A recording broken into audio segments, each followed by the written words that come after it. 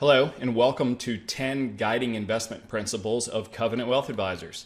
My name is Mark Fonville. I'm the president of the firm and a wealth manager here.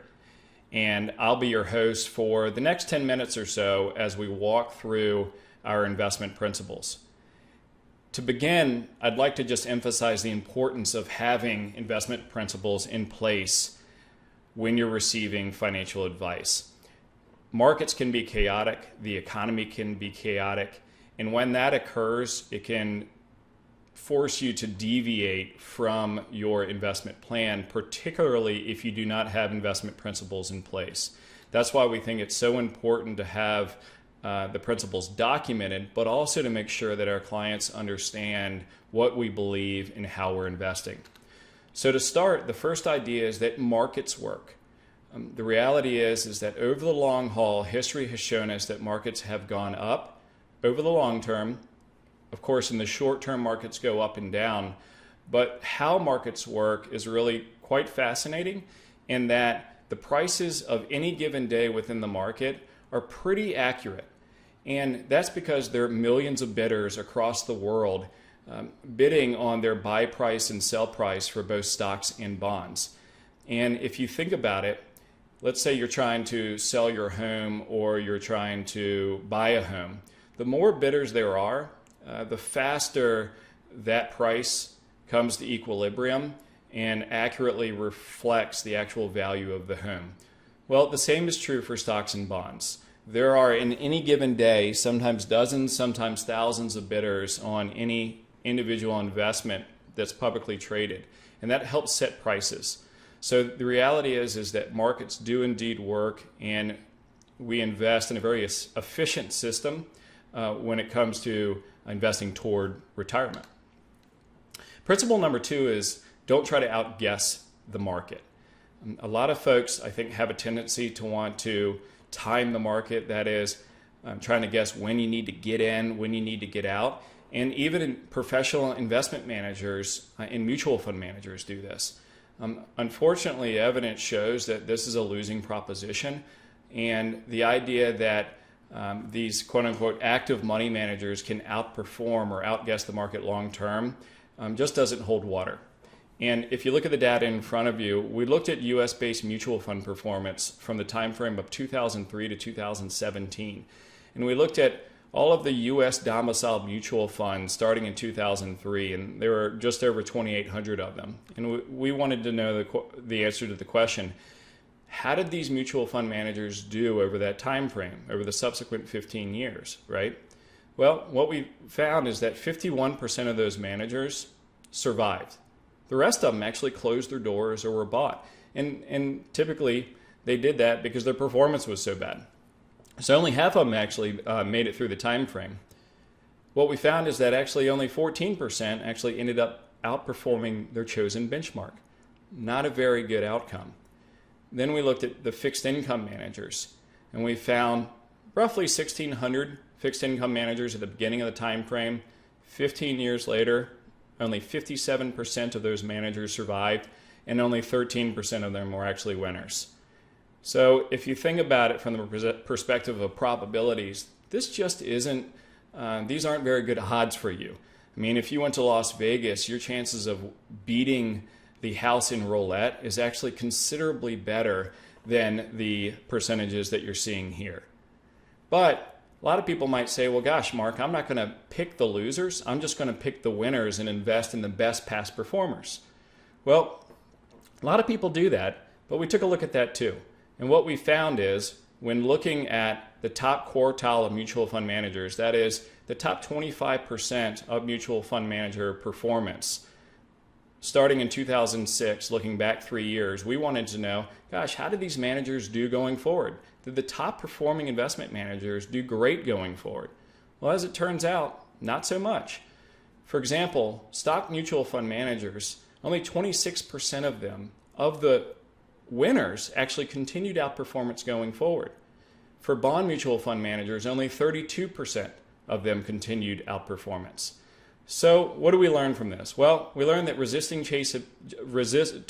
chasing past performance. It's really important Don't get tied up in past returns because they have little predictability as it relates to future performance. So any advisor that tells you that, or tells you that you really need to pick winning managers alone, I would probably run to another advisor who uses a much more systematic approach. Number 4 is let markets work for you.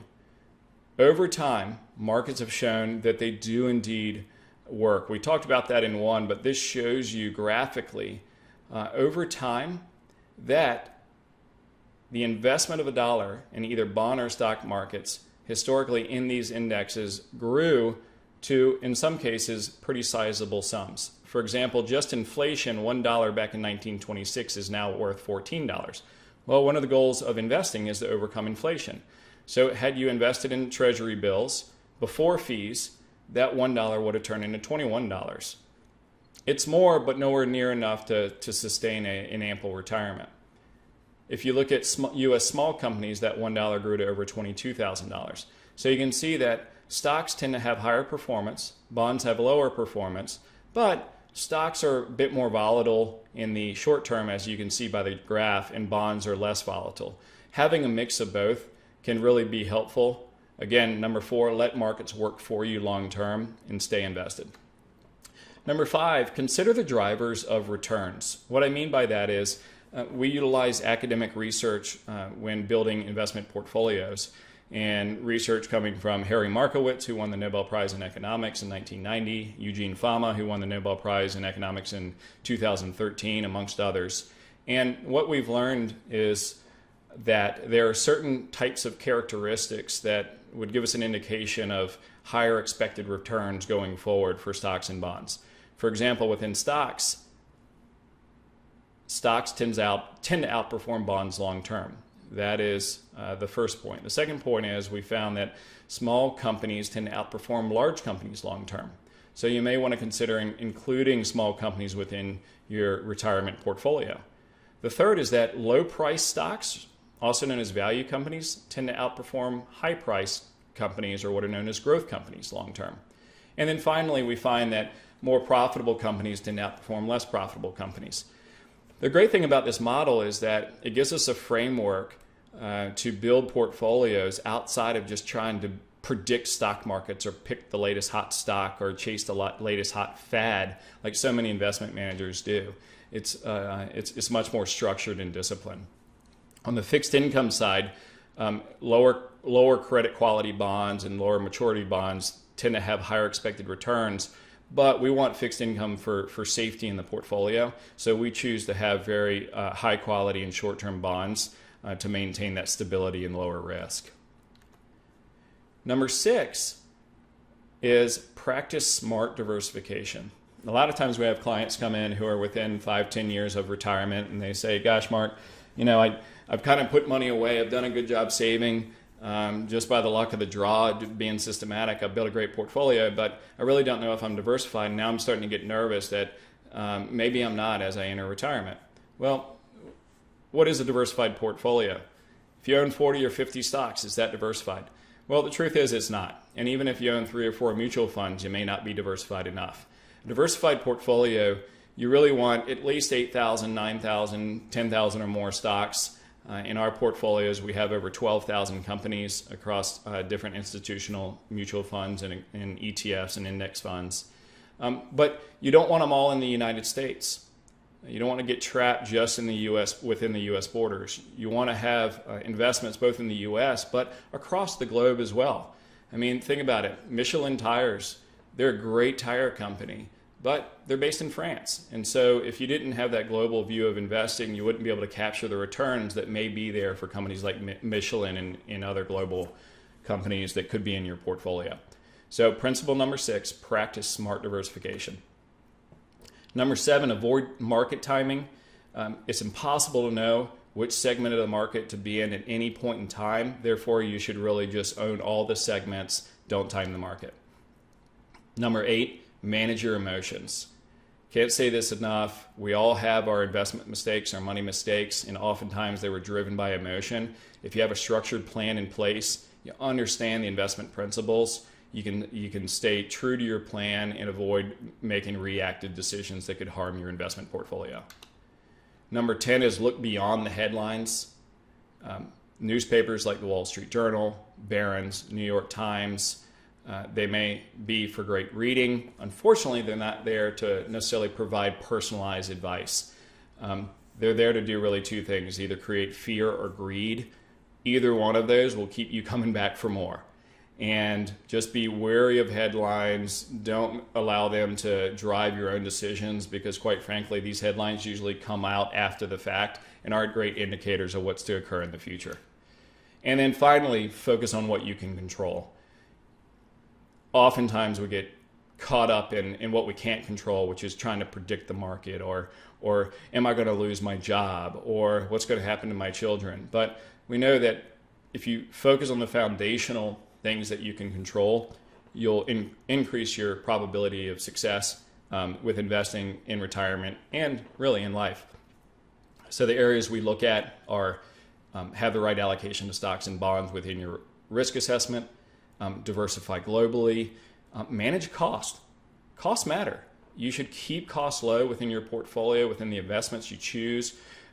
We look at that to a great degree here at Covenant. It's really important, and taxes are important.